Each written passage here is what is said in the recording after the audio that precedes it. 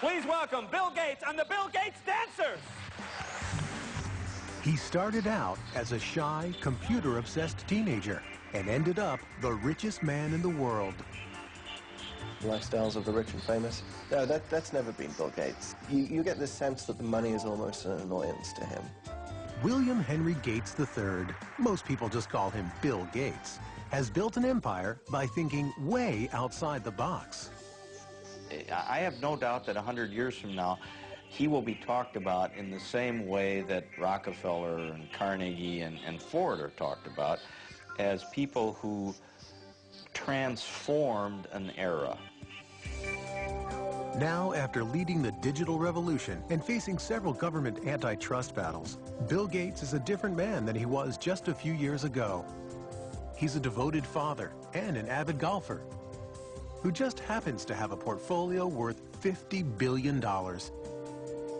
He could rest on his laurels, but that's not the Bill Gates style.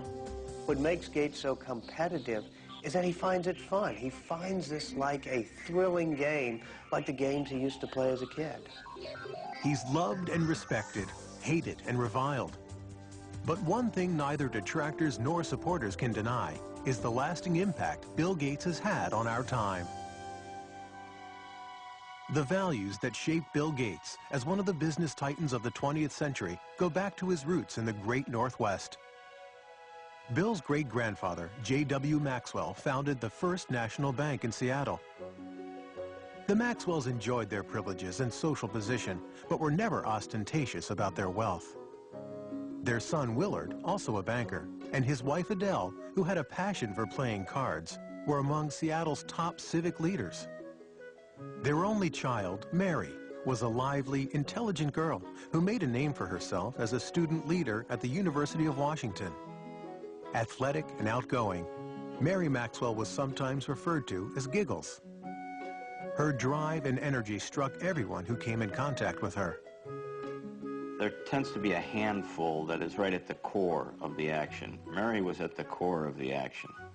Mary was unaffected, straightforward, charming, but immensely determined.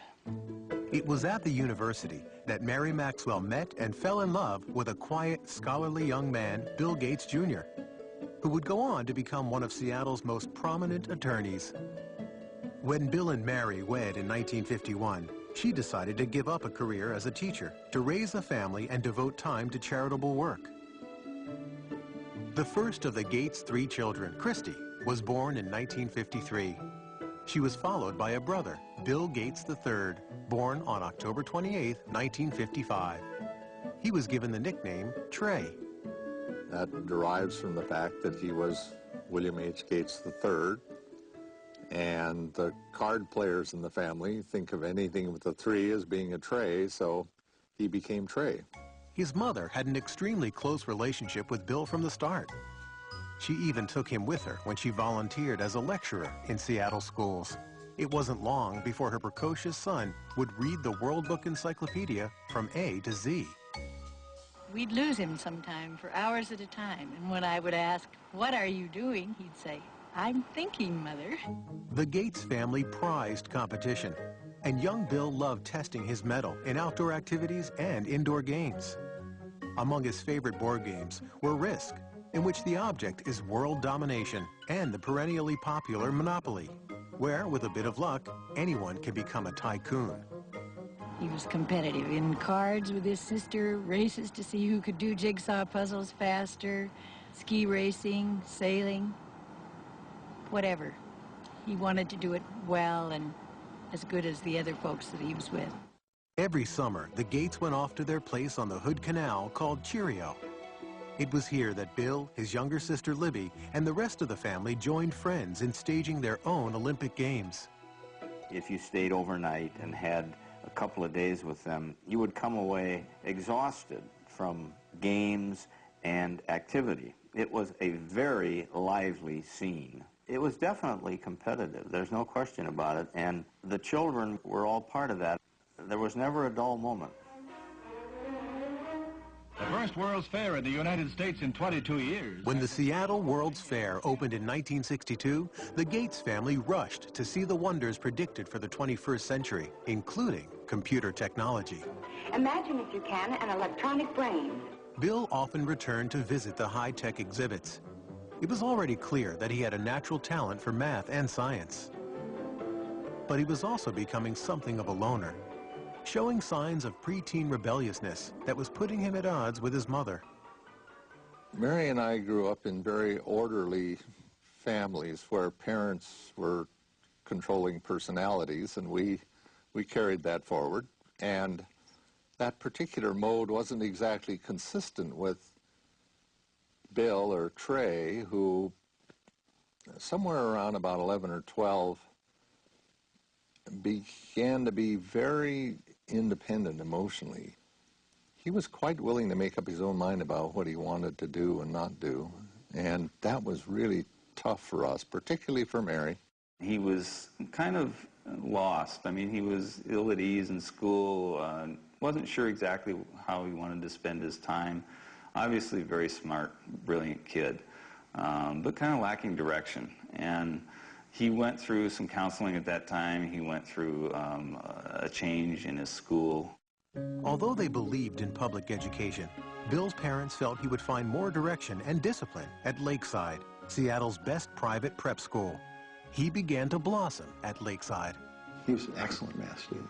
He was excellent across the board. I mean, he was a superb drama student and interested in reading all different kinds of books and so forth. So he wasn't just totally math science oriented. He had a wide breadth of interests.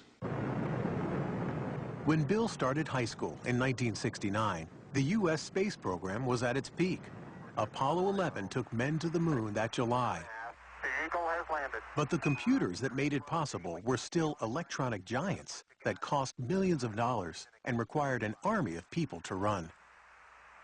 Most schools at that time could never consider buying a big computer. But Lakeside had made an extraordinary deal that would be fateful for Bill Gates. A Seattle company offered the use of its computer through a teletype link to the school.